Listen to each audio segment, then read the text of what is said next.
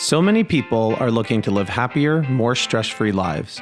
We provide interviews from mental health experts across various fields because we know finding quality information isn't always easy. Let's find more sanity together.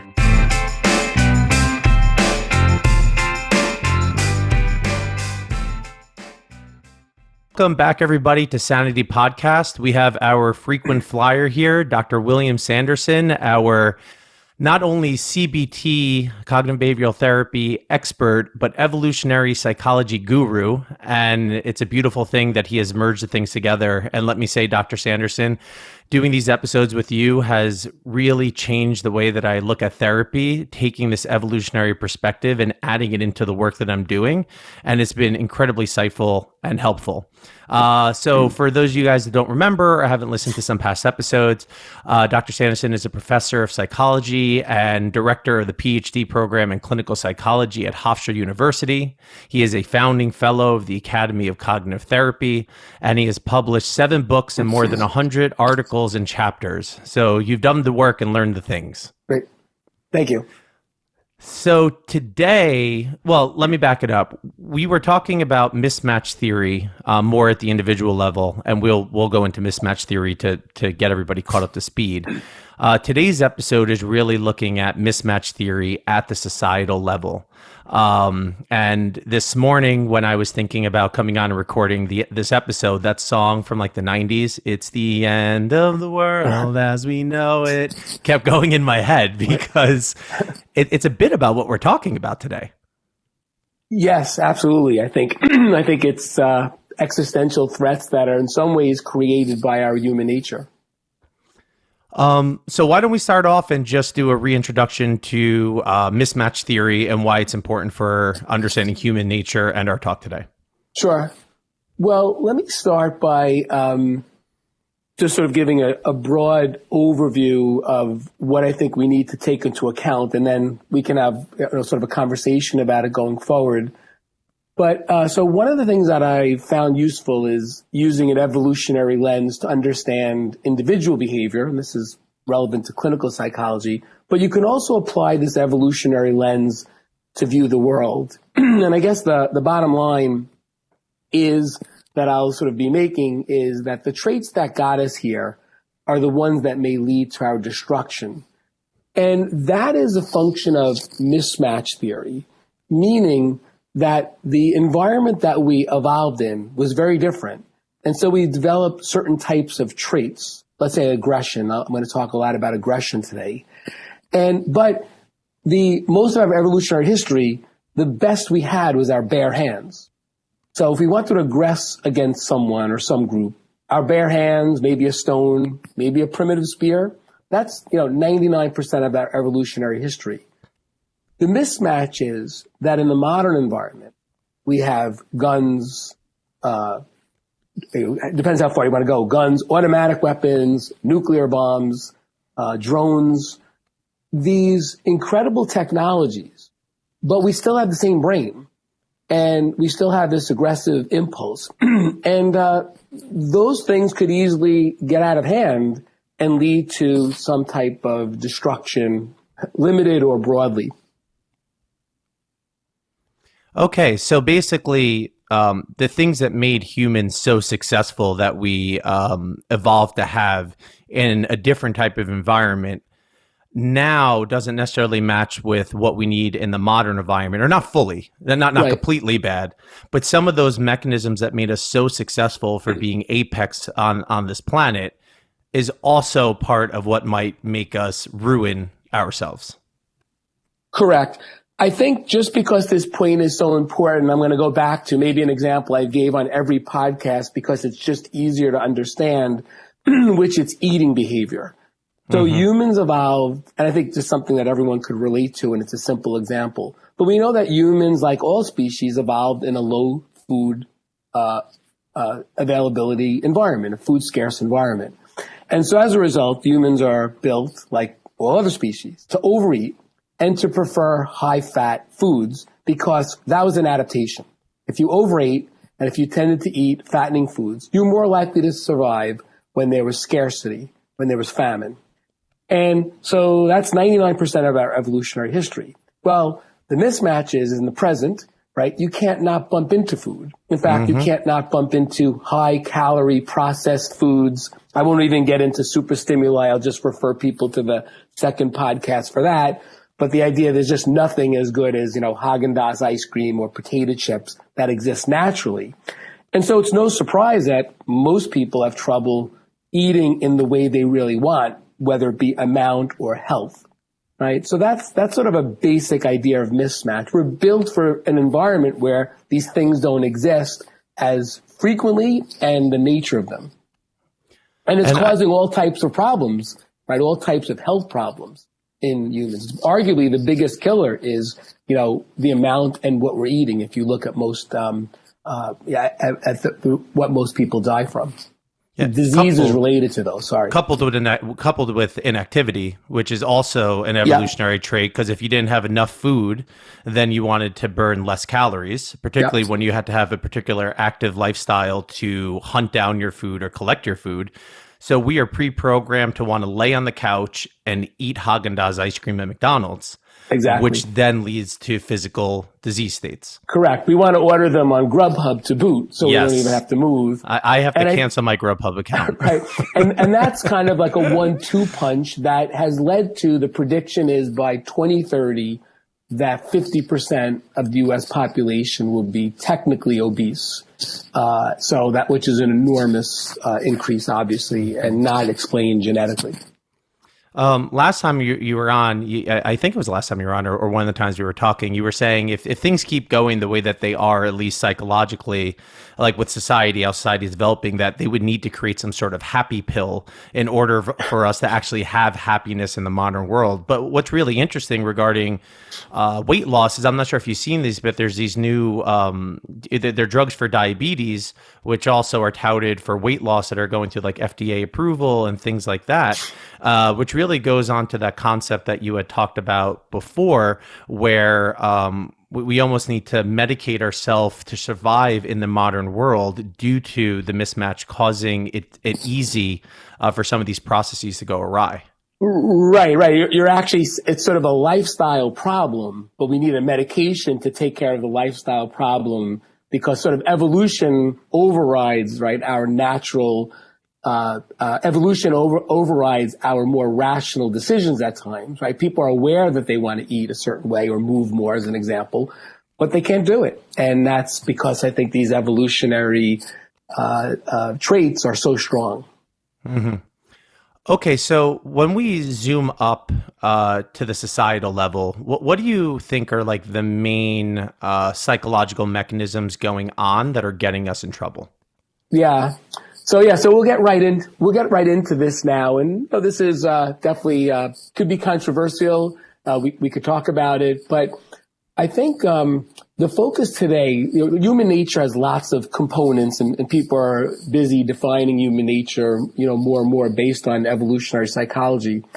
I think the ones that we'll focus on today that are the most relevant is 3 aspects of human behavior: selfishness, violence, and ethnocentrism. And I'm going to use ethnocentrism more broadly here. I know it has more of a specific, it fits, but I just want to be clear a little bit more broadly. The idea that we're a social species and we favor one's group. And that's going to be important as we talk about different things. So you could argue one's group is one's culture, but there's all types of subcultures in the way that this plays out. And I would argue that these were all adaptations, meaning they provided an advantage throughout evolution. So being more specific, if you were not selfish, if you were not violent, and if you're not ethnocentric, you were less likely to survive. So as a result, these are the traits that are exist in all humans, or human universal, most humans. It's common in the population. Mm-hmm. For people that listen to multiple episodes, most people know by now that I'm like a sci-fi fantasy nerd. Like I just love that stuff. And what are the traits in pretty much every single fantasy book about, because there's like humans and elves and this, that, and the other. Humans are always greedy, violent, and they're always wanting to cast out we don't like the elves. Right. And when you think about fantasy, a lot of fantasy writing actually has an underpinning of trying to understand human nature. And it's interesting that there's this very consistent, I'm not sure if you read these books. Maybe I'm teaching you something. I'm not much of a science fiction consumer, but I think what you're saying is correct. And what I would argue is, and this is sort of an interesting point in its own right, that many people believe that let's say like books and so on create us to be this way. So you read these books and you become that way. But actually, from an evolutionary perspective, we sort of flip it and say, look, these writers, the reason they're popular is they're giving humans what they want. They're tapping into their human nature. And so they find these stories satisfying at some level. And that's why, it's interesting, right? And just in general, like humans really are consumers of violence, right? We watch violent movies. We like violent sports.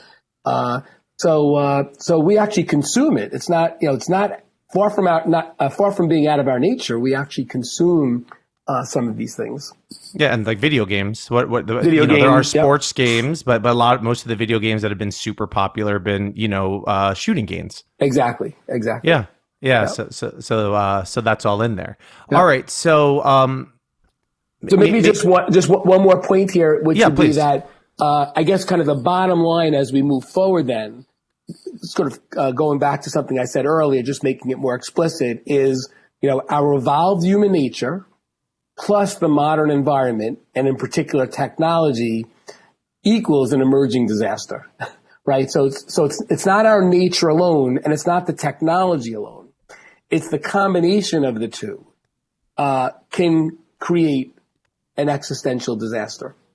Well, just give us a little taster. What's the rundown of these top existential disasters that you think can arise due to its selfishness, in outgroup bias? You call this ethnocentrism. I forgot the word exactly that you said, but in-group outgroup bias. Ethnocentrism, yeah. And violence, right? Those were the three: selfishness, violence, and in-outgroup bias. They operate. So we could talk about three areas today, just to sort of apply this specifically. And if you will, these traits play out somewhat differently in each of those, but they're all there. And so I would argue we could talk about, just because United States polarization, right? Something everyone's aware of, especially after Election Day, and potentially the inability to function as a democracy, and we may be at that point now. Two, I would say it's worth looking at nuclear threat. And then three, I would say is, sort of destruction of the earth, but not of the nuclear nature, which would be something more like climate change and the ability to deal with something like that. Well, this, you might want to dodge this question, but do you feel that humans are evolved to be in a democracy, or are we more evolved to be in like a monarchy? Yeah, well, that's a good. I think it's a good question. For the most part, throughout evolutionary history, humans did not function in a democracy. So it's hard. So technically, you could argue that they weren't built for that. If we look at our close evolutionary ancestors, like primates, as an example, they don't function as a democracy. And and just to make this point here, that I have to say that I've been talking about this, and many people as well, have been talking about this, who happen to be particularly interested in evolutionary psychology, about this for a long time. And one of the things that sort of scares me the most is 10 years ago, this might have seemed more obscure, fantasy book. But I have to say, just in the last year, as I've been thinking about this more, like none of this stuff seems off the table anymore. And that's concerning that it's actually moved in that direction. All three of those areas now, it's almost cliche at some level to discuss them as though they're shocking. But that's how it started out. And I think that's, one of my concerns. Because part of our survival strategy was, if somebody was more successful at gathering resources, we would want to follow them, and that evolved into status symbols, right? Like, they could just like birds will reflect a color or whatever. They would use a status symbol to reflect wealth, and we started following that because we're like, okay, if we link up with the guy with the resources or the gal with the resources, then we were more likely to survive, and we fall in line under those people. And then it kept going and going and going until, there was kings of big swaths of land. Yeah, I think if you're right, and so I think the idea that so humans are selfish, but we're a social species, so we have to deploy our selfishness in a somewhat sophisticated way. But the idea is, right, so if you hook on with the person that's particularly good at getting resources, then you're likely to get some resources as well. So that's a good person to cooperate with. Mm-hmm. And someone that's really bad at it is a bad person to cooperate with, right? But I will say, just to not to derail us here, but if you look at what's happening in the world right now in terms of leadership, you definitely are seeing, what's referred to as, more right-wing or fascist leaders, throughout Europe and South America and maybe the US. And I think the idea there is what you're seeing is populations wanting more, put our country first, right? That's part of the movement. And it's sort of the opposite of globalization. I think we're moving away from globalization to countries, big and small, literally like, look, let's put our interests first. And I think that's why you're seeing, in a variety of ways, more of a movement in that direction that you just said, like wanting someone to lead them, but not just lead them in a way that prioritizes their needs. Their needs, even if the person might not be a good fit to do that, just believing that they are a good fit to do that. You just have to believe it. Yeah. They may or may not be, right? But, absolutely. Yeah. In my mind, is that just a part of too much wealth going upwards? So since people don't have as many resources, they feel like the need that they need to then protect them. Like, human beings, the more resource scarce we get, the more in-group, out-group we get. Because we want to collect. Is that, or is there more to it? No, I think so. It was a point that I wanted to make is this idea that humans are just another species competing fiercely with other humans and other species to some degree for resources and power, which are necessary for survival. So basically. What you could say, and if you think of even like countries as groups, let's even look at it broadly like that. I mean, there's no doubt. I think what you've seen is if you take the U.S. and China as the most powerful countries, well, they're hardly moving towards cooperation. And I think that instead, right, they're moving much more to competition. And that's a very big change than even 5 or 6 years ago, where there was a sense that, the U.S. sense anyway, that China would behave very differently. And so I think that now we're seeing this enormous competition, and I guess the presidents are going to meet together over Taiwan. Which was interesting is, within the last month, the New York Times had an article basically saying that Taiwan has the most important resource of that exists in the modern world, and it's microchips. Yeah, chips. And it's sophisticated microchips, right? So it's not oil so much anymore, and maybe one day it was sugar or something like that. But right now it's microchips, and the idea is it's no surprise then that the U.S. and China could possibly come to war over what happens in Taiwan. My guess is, not because anyone cares about the people in Taiwan, according to this model, but instead we care very much about that resource. Okay. So we're seeing polarization in the country, which, I mean, most Americans and non-Americans know very well that's going here, but there's also international polarization too going on. Is this just the resource phenomenon, or what evidence do we have that it's a resource phenomenon, and what other human processes are going on that are driving this? Like, how does it all come together? Yeah. Well, I think that this gets back to the mismatch theory, because a lot of it is awareness, right? And we sort of come to that. I mean, it might be easier to talk about the specific examples to illustrate this, because in each example, it's slightly different. Mm-hmm. So we could, maybe we could start, in a bit with maybe the first topic we could start with is the U.S. Polarization.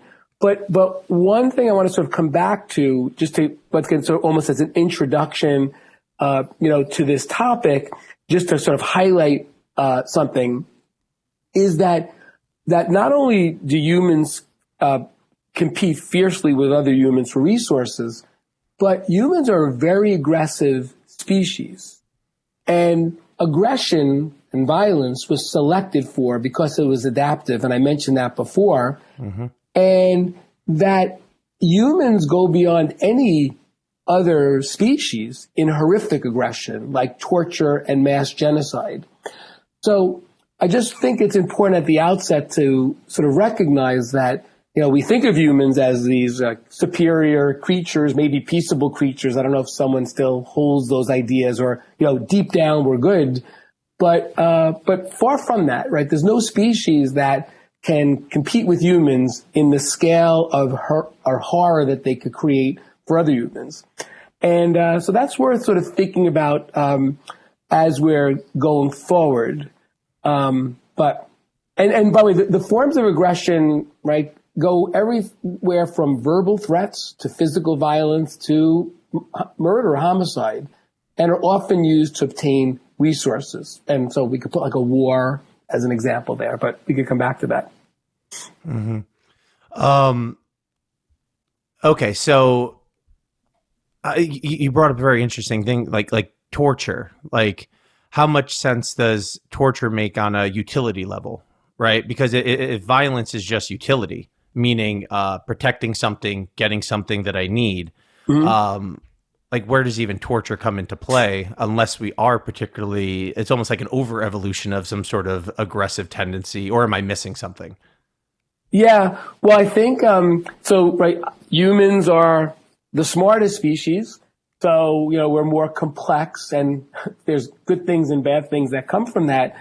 But if you look at something like torture as an example, like especially maybe during, wars where apparently this is relatively common, that I think it's partly what's again coming back to understanding human nature, because human nature is very focused on retribution and punishment. And oftentimes what you see in situations where there's the most torture is where, in the course of a war, this idea that some other group or people were sort of putting them down, and now they're in power. And, it's almost, there's something about the sadisticness that actually is, pleasurable. I don't know if that's the right word here, but satisfying in some ways. And so that's, once again, it's part of a more complex brain that doesn't even just care about domination, which would be the purpose of aggression, but that actually needs more than that in some ways to be satisfying. And that's where, kind of torture might come in. Okay. Yeah. So this aggressiveness, it sounds like the selfishness principle comes down to the political polarization, but does the aggressiveness go into that as well, or is that more so on the side of mutual self-destruction that you were talking about? So let's. So I think, if you will, the selfishness is what guides our behavior in general, and then the aggression is what allows us to, accomplish, if you're able to accomplish what you want. But let's go through the examples, because I think this will be easier to talk about, given that it's hard to have all three with the same exact principles. The levers get pushed a little bit different for each. But let's start. I think something that everyone's concerned about in the United States is polarization, right? The idea that you've heard this idea that it's almost like we have two different countries in some ways. And so it's worth thinking about, like, well, how does that happen?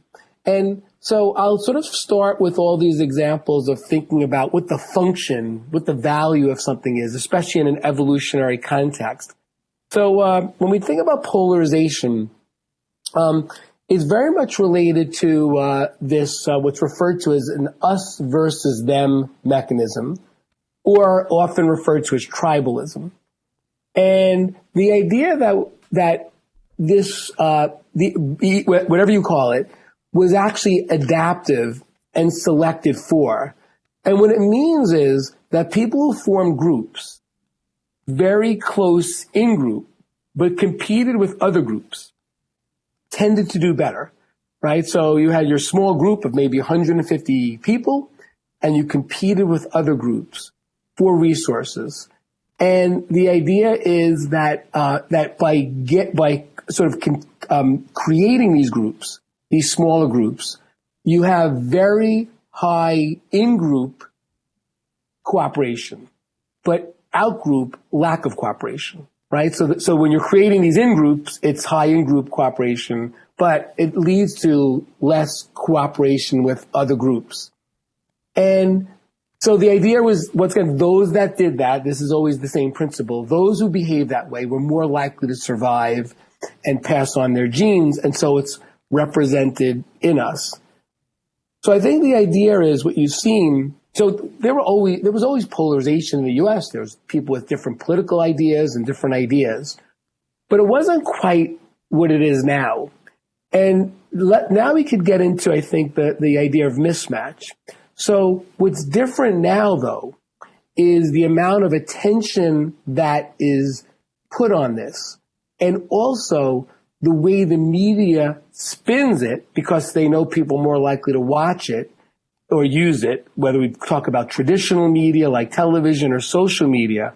And it really has put this process on steroids, right? So just as an example, let's take two people that have different political views, and one person their political views might be consistent with MSNBC, and the other person's political views may be consistent with Fox. And I think most people know this, right? But one is sort of a more left-leaning channel, and the other is a more right-leaning channel.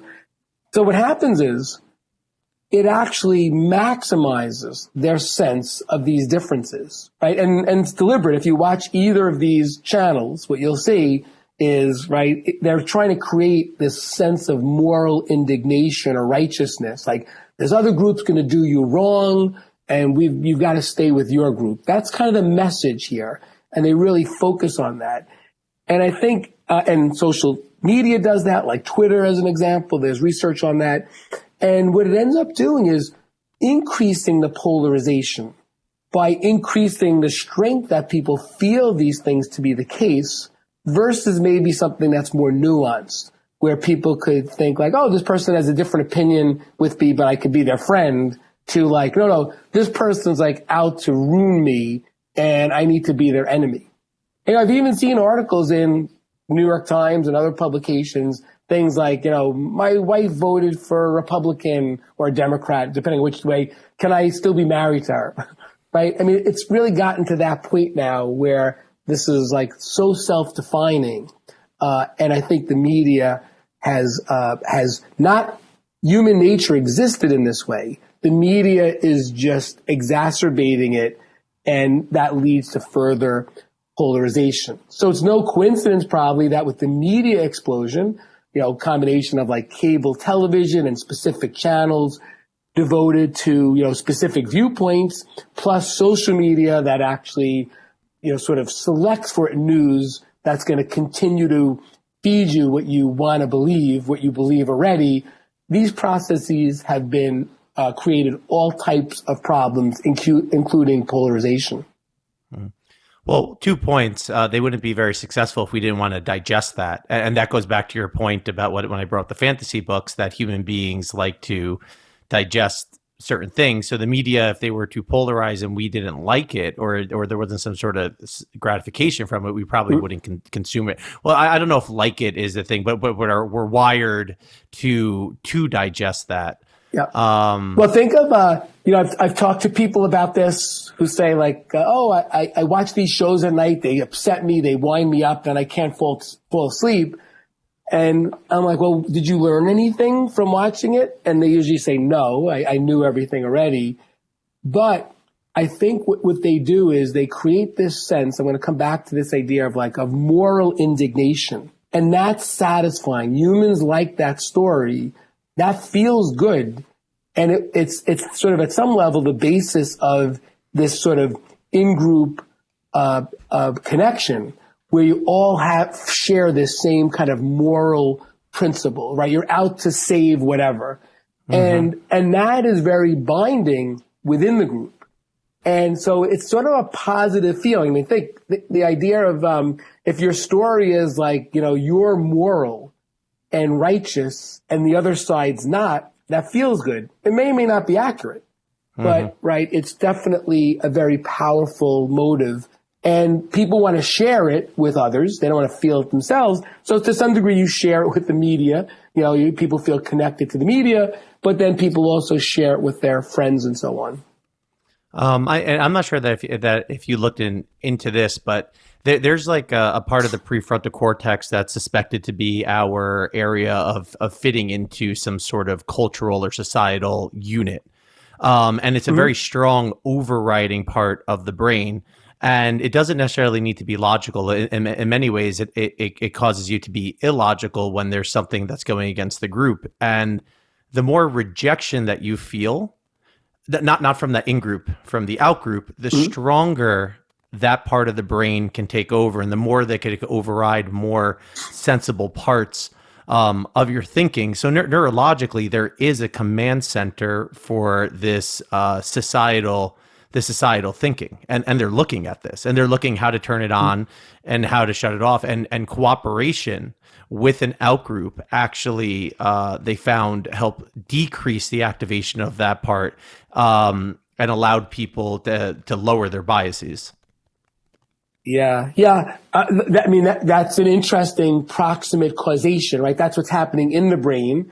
So usually with evolutionary psych, we're focused more on like, why does that brain mechanism exist to begin with? So it's very interesting. Everything probably reduces down to some mechanism in the brain in terms of these nature.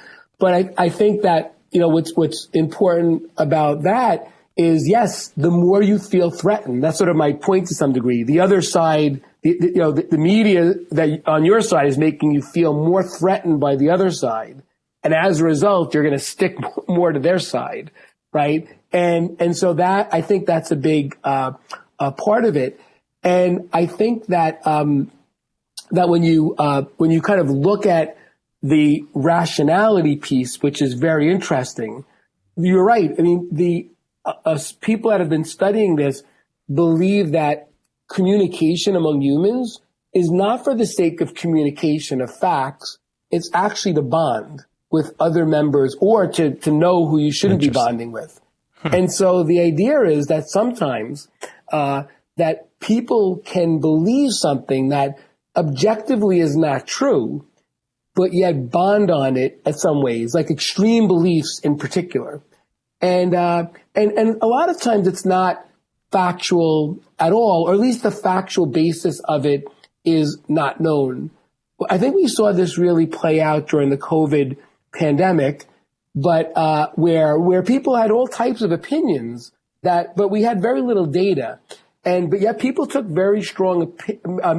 very strong opinions, and based on their group, with the way their group saw it versus the other group, so to speak. And we even saw people that believed in vaccines versus not, masks versus not, the origin of the pandemic and so on. You had these pretty strong groups, differences there.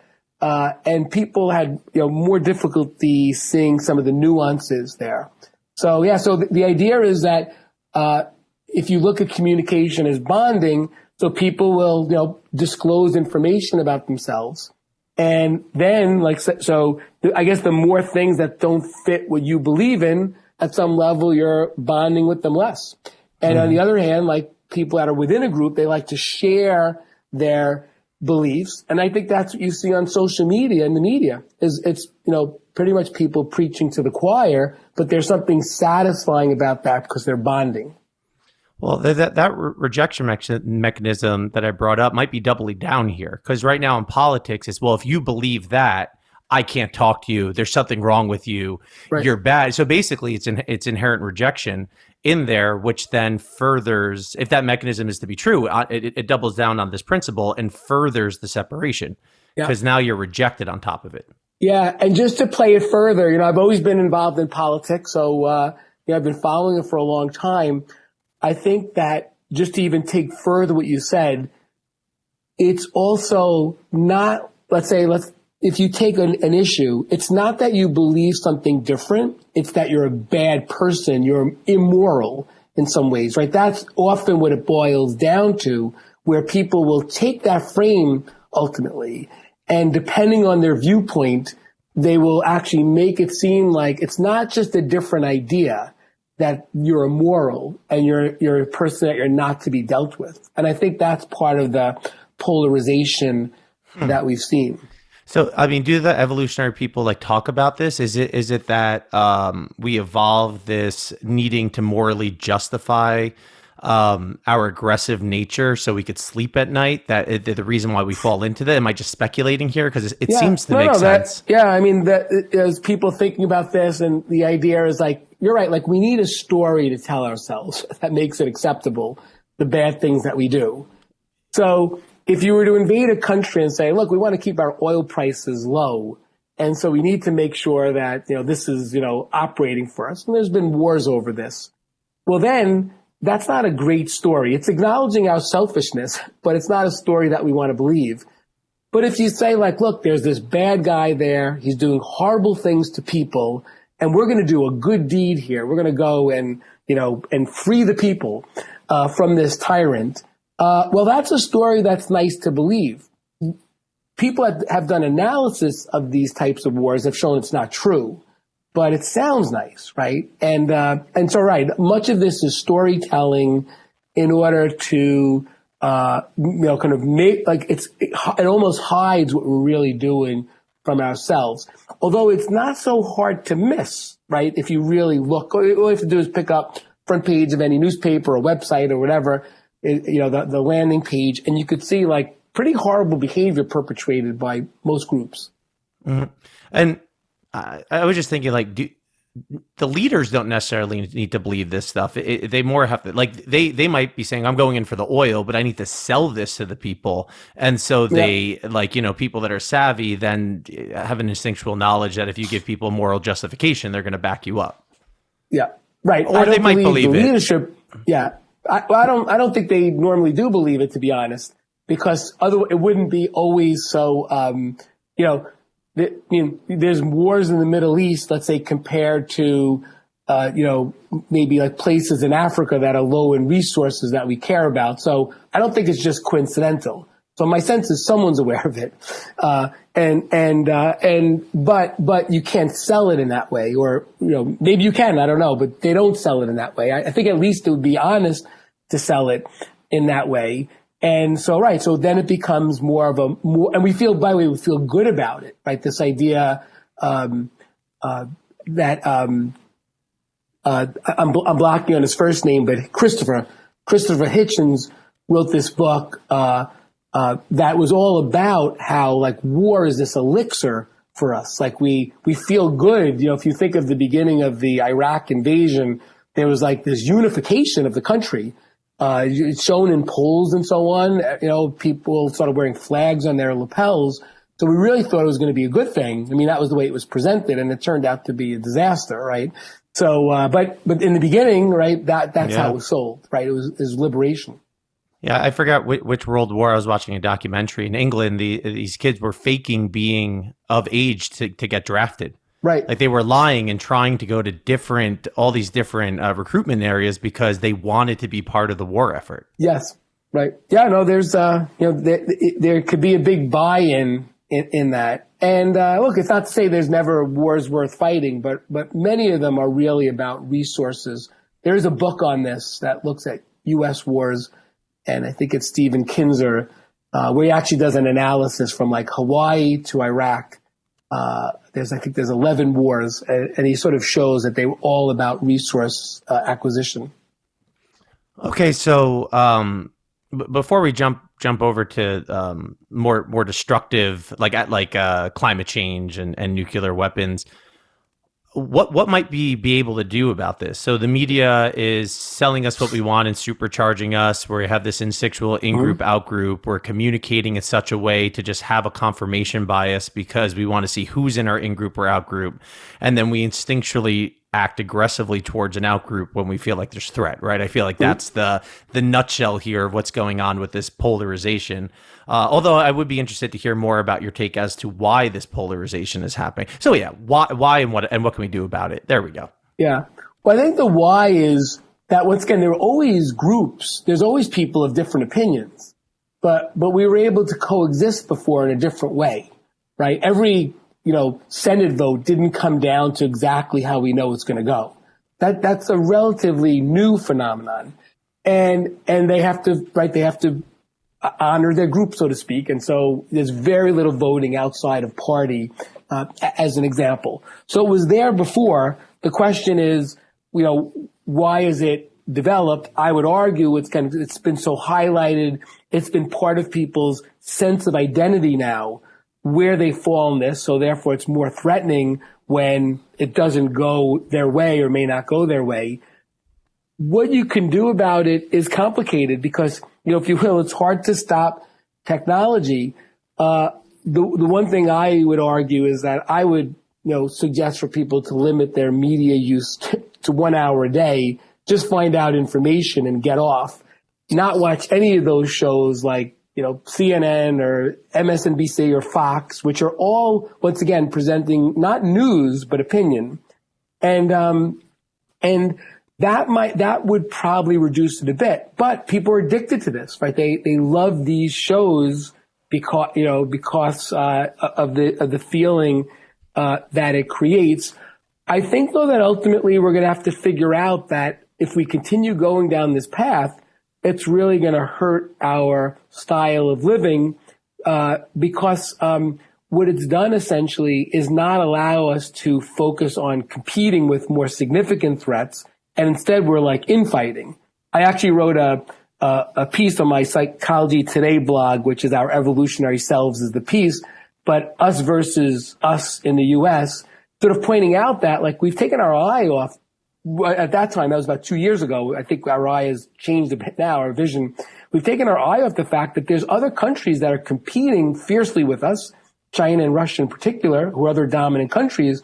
And, right, they have a leadership that doesn't have to deal with polarization. I'm not recommending that leadership. But, and as a result, they're going to move ahead, especially China, right? Russia has its own problems, but they're clearly going to move ahead because of their, and I think they've just given a lifetime contract or something equivalent to that. So once again, I'm not supporting that type of leadership, but they'll definitely move ahead because there's no infighting that's making a difference anyway in terms of the way they move forward. And the United States is clearly stumbling trying to move forward.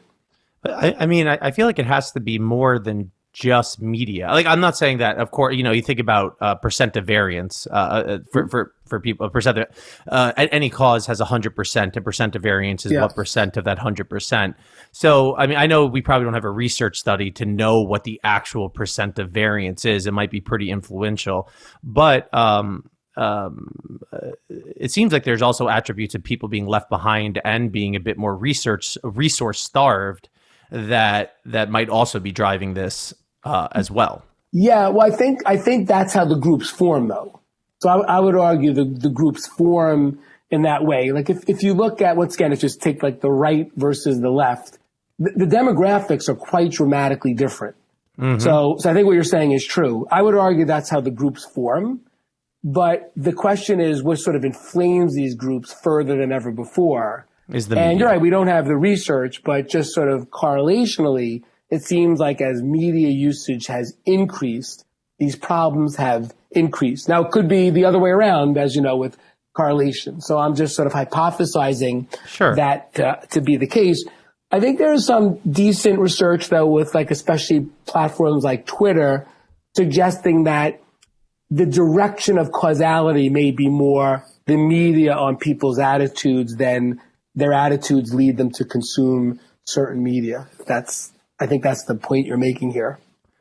Yeah, well, because part of this, I know that we're just speculating, but I'm if there was more equity in distribution, would that then cool things down? So regardless how much media is pumping you up, if there's no if the pump up is not necessary for you because you don't feel like you're under threat, so the in versus outgroup bias then decreases. And this is all hypothetical, right? Yeah, We're talking look, about theoretical psychology the economy right now. matters. That things like inflation matter because people become more anxious and feel more betrayed when things like that are happening. Especially, there's the haves and the have-nots.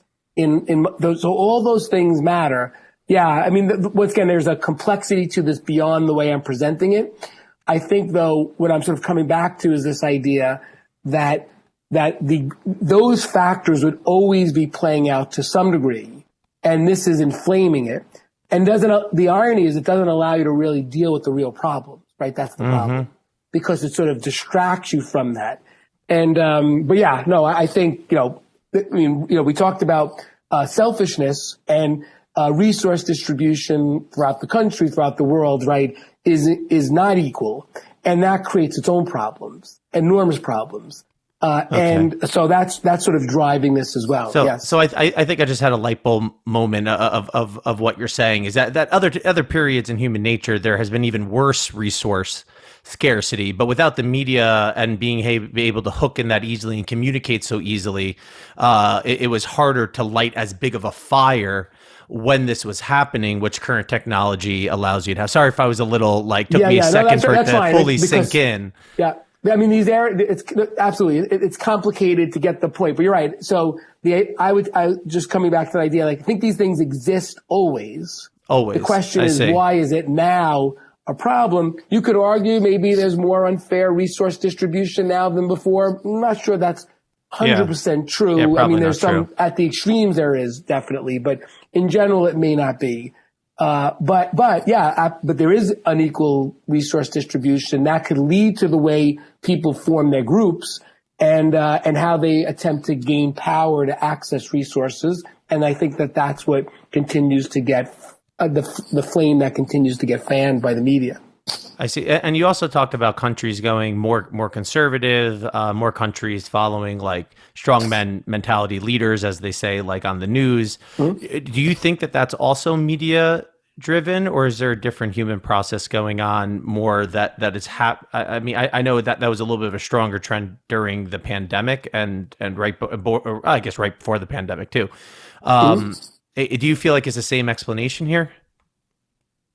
Well, I think that, so combining those factors, I think people are more scared about resources throughout the world for a variety of reasons. The pandemic and cost and inflation, those things matter. And I think as a result, people want someone to take care of them and correct those problems. And it's often the type of person that's going to put their needs first, right? And, if you will, the Make America Great slogan is employed in all of these countries. And this is going to, once again, sort of feed into, a lot of people's ideas, and maybe not a bad one, that they need to be taken care of. And I think that's why you're starting to see, movement in those directions. And they're also, and you had talked about this before, that social media and media in general and human comparison, it's also much easier for somebody across the world to see what's going on somewhere else and have a resource comparison where that was not really feasible in 1930.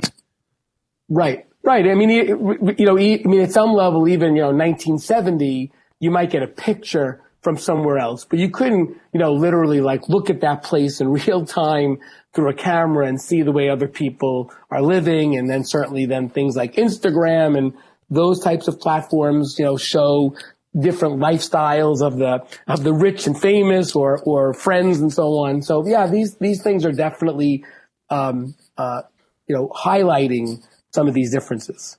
Because humans generally want more. What we have, we accustom to very quickly, and then we want more. And so when you see other people have more, it's a natural instinct to say, I want that, or it's unfair that I don't have that.